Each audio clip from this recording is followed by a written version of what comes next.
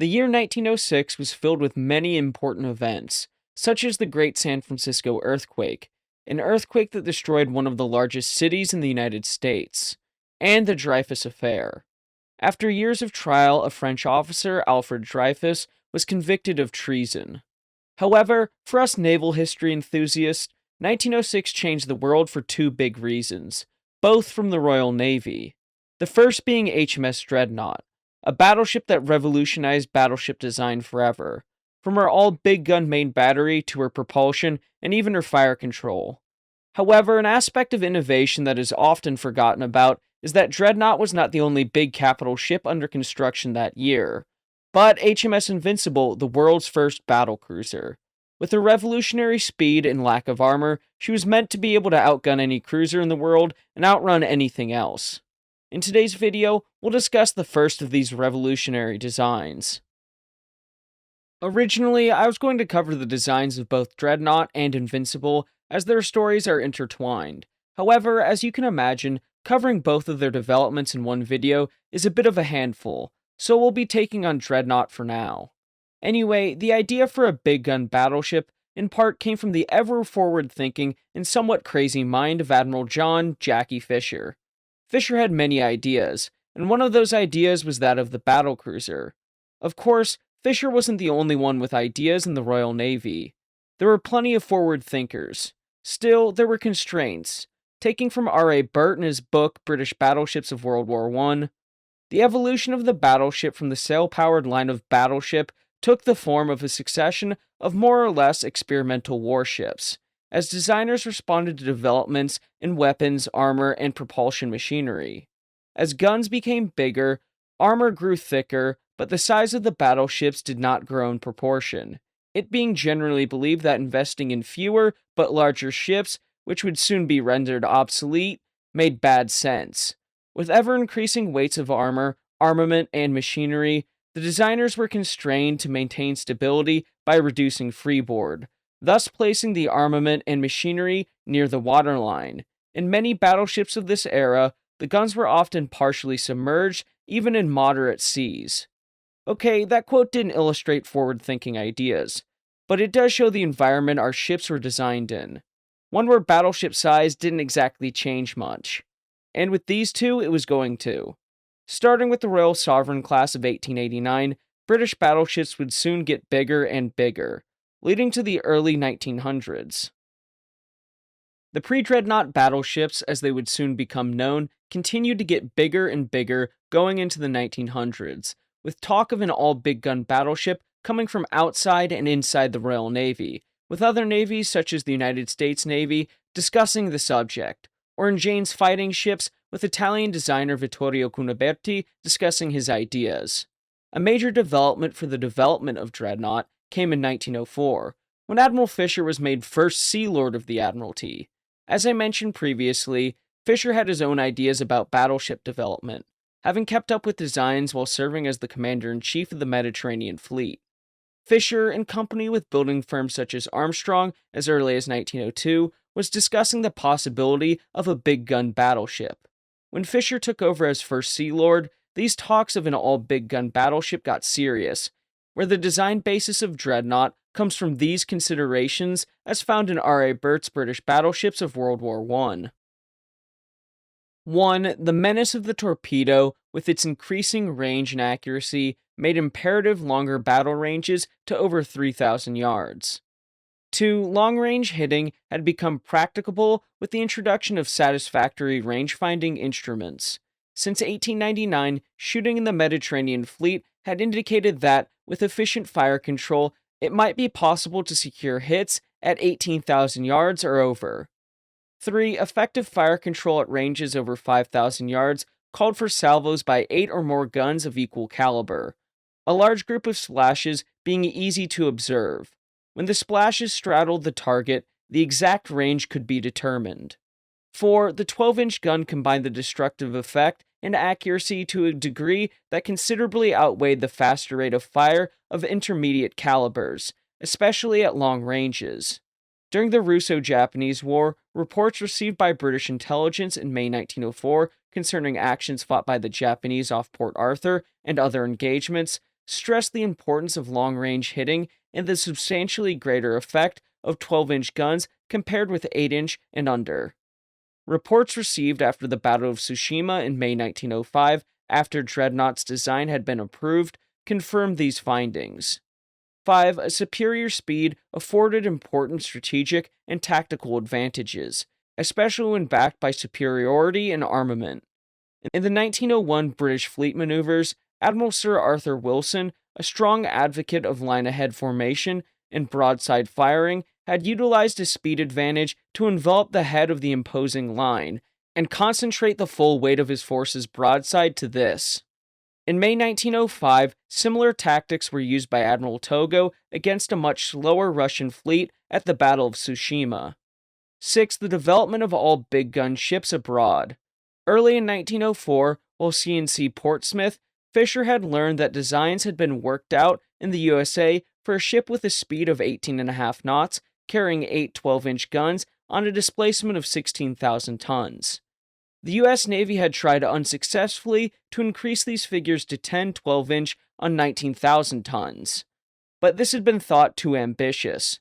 Construction of 2 ships to this design, Michigan and South Carolina, was to be authorized in 1905, at the same time as Dreadnought, but would not enter service until 3 years after the latter. Late 1904, information had been passed secretly to the Admiralty indicating that, as a result of their recent war experience, both the Japanese and the Russians intended to fit their future battleships with a uniform armament of 8 or more 12-inch guns. I know that was a lot to handle, but it's important background information.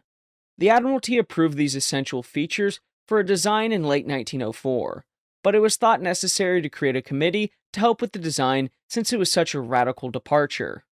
There's good reason why we're discussing this, as the committee was created in December of 1904. It considered the design for the battleship first, and so will we. The committee actually met for the first time in January of 1905, and was issued with instructions from the Admiralty stipulating that the new vessel must be capable of docking at Portsmouth, Devonport, Malta, and Gibraltar, but not at the smaller dock at Chatham. Armament was to consist of the maximum number of 12-inch guns practicable to any given reason, all to be carried above main deck level and supplemented by an anti-torpedo boat battery heavy enough to counter destroyers. Under consideration were 8 designs, all closely linked, differing in layout, armament, and machinery. Some of the designs featured the latest turbine plant which had just come into service, in place of reciprocating engines. After long debate, the committee modified designs and came to one they preferred, a modified version of Design H1, where they recommended that in the design they should retain 12-pounders, provision for armored screens abreast the magazine, and shell rooms with all main watertight bulkheads solid, turbines instead of reciprocating engines.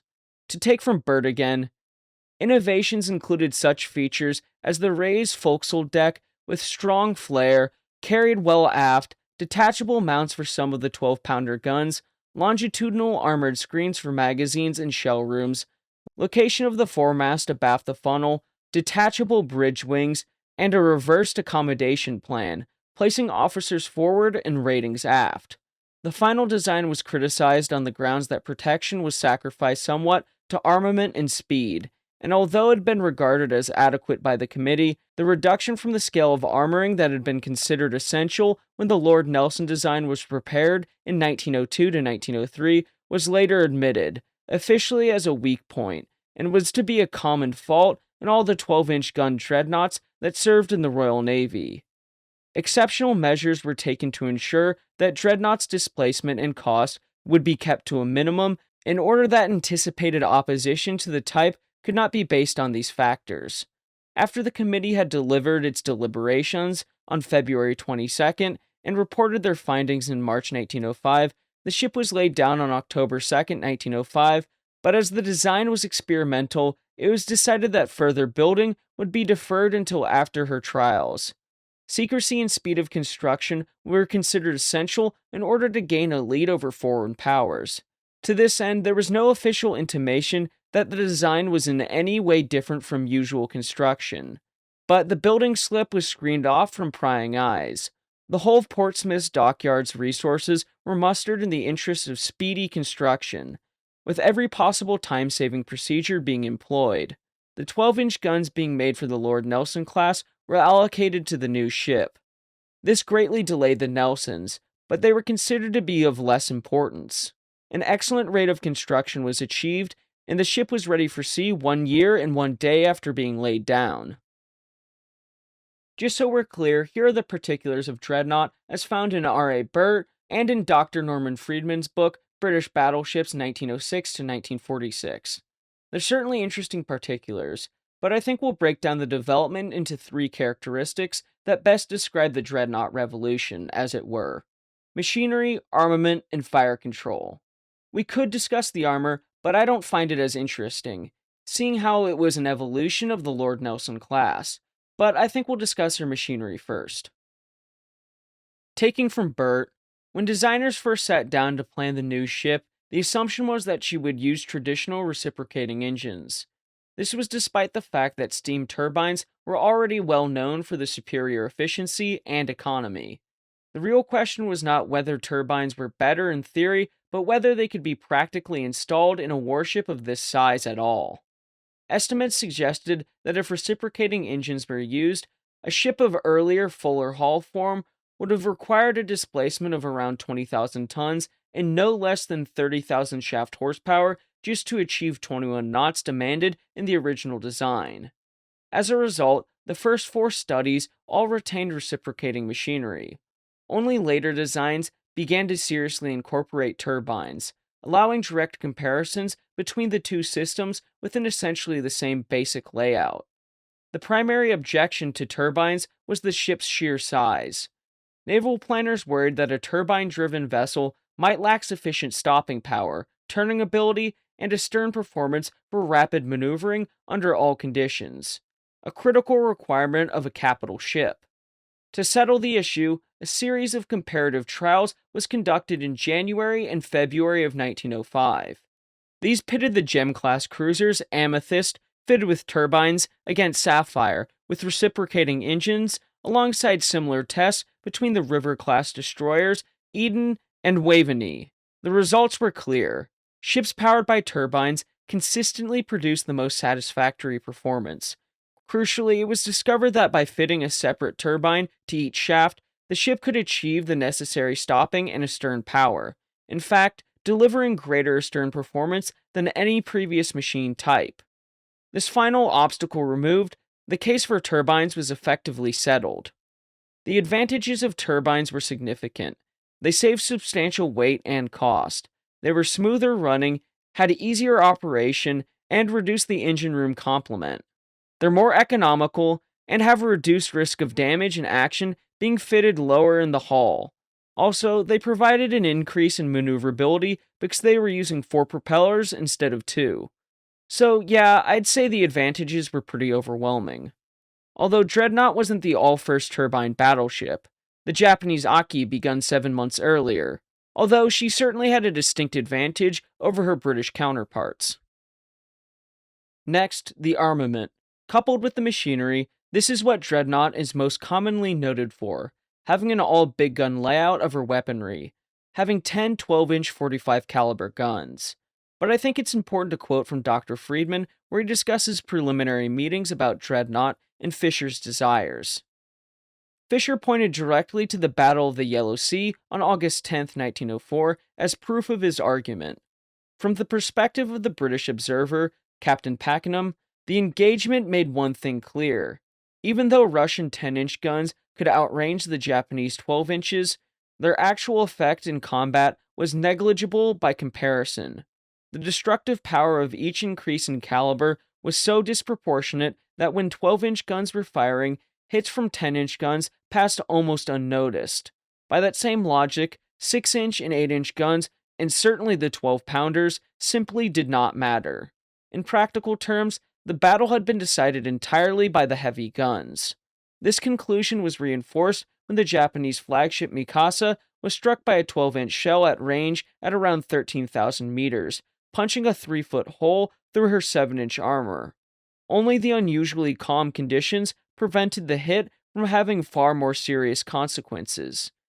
In the aftermath, a prominent, if unnamed, Japanese official admitted that if new ships of the Nishin type, he would insist they would be armed with 12-inch 50 caliber guns. Fisher, for his part, claimed to possess secret Admiralty intelligence, confirming that both Russia and Japan had already reached the same conclusion. Their future battleships would carry a uniform battery of 12-inch guns and steam at no less than 20 knots. For Fisher, the lesson of the Yellow Sea was not subtle. Mixed armament had failed. Only speed and heavy guns decided modern naval warfare. Fisher wanted a main battery of 12-inch guns, but members of the design committee weren't fully in on the big gun main battery. Some wanted 9.2-inch guns along with the 12-inch guns, and they would be using the same Mark X guns as the Lord Nelson class. So after much debate on the armament, they decided on all big guns. They also had to decide on the arrangement of these guns, and that was quite contentious. Eventually, they came to a decision. We're to take from Burt. The final design, designated H1, mounted 10 12-inch guns and 5 twin turrets. 3 of these were arranged on the center line, 1 forward on a raised forecastle, 1 amidships, and 1 aft, all sighted on the upper deck. The remaining 2 turrets were placed 1 on each beam amidships, also on the upper deck. The completed ship had the same mountings as the Lord Nelson class, and allowed for a head fire for the beam turrets, the forecastle sides being well recessed for this purpose. In practice, however, they could not be fired within approximately 10 degrees of the axial line for fear of blast damage. Direct astern fire couldn't be done for the same reason. The secondary armament consisted of 28 12-pounders being spread across the battleship so as to reduce the risk of being taken out in case of a direct hit. But soon enough, with the increasing size of destroyers, the secondary armament of battleships was increased. Regardless, the main armament was revolutionary, being able to outclass any battleship afloat, until the rest of the world caught up, as the Americans, for example, would soon have the South Carolina class out. Finally, the piece that doesn't get talked about enough, her fire control. To take from Dr. Friedman, the Fire Control Committee argued for dedicated control positions both above and below the forefunnel. Existing pole masts were judged to be neither rigid enough nor survivable enough to support the large control tops envisaged for the new ship. As a result, the committee leaned towards the use of tubular masts, similar to those already adopted by the French. The director of naval construction was tasked with producing a suitable design. Complications quickly emerged. The ship was required to carry and service her own boats, raising the question of how best to accommodate the fire control position without interfering with boat handling arrangements. One option was to fit separate cranes, one on each side of the ship. However, every practical location for these cranes would have obstructed the view from the after conning tower. A single crane amidships was also dismissed, as the ship's beam made it inadequate for the task. The eventual solution was to mount the cranes on the foremast itself. The decision forced the vertical leg of the foremast to be stepped abaft the funnel, an unfortunate compromise. In service, this placement caused significant smoke interference with the fire control top that crowned the mast, directly undermining the very purpose for which the arrangement had been adopted. Dreadnought was among the first ships in the Royal Navy to be fitted with a fully integrated system for electrically transmitting range, orders, and deflection data directly to her turrets. Control of the main armament was centered in 2 primary positions, the spotting top at the head of the foremast and a second platform mounted on the roof of the signal tower. Each of these control positions was equipped with a 9-foot bar and Stroud FQ2 rangefinder. Data generated by these instruments was fed into a mechanical fire control computer, which calculated relative motion between ships and target. From there, the information was electrically transmitted to Vickers range clocks located in the transmitting stations directly beneath each control position on the main deck. These range clocks converted the data into practical range and deflection values for the guns. Despite the advanced electrical system, voice pipes were retained as a backup means of communication between the transmitting stations and the fire control positions. At the same time, target data was plotted graphically on a dedicated table, allowing for the gunnery officer to track and predict the enemy's movements over time.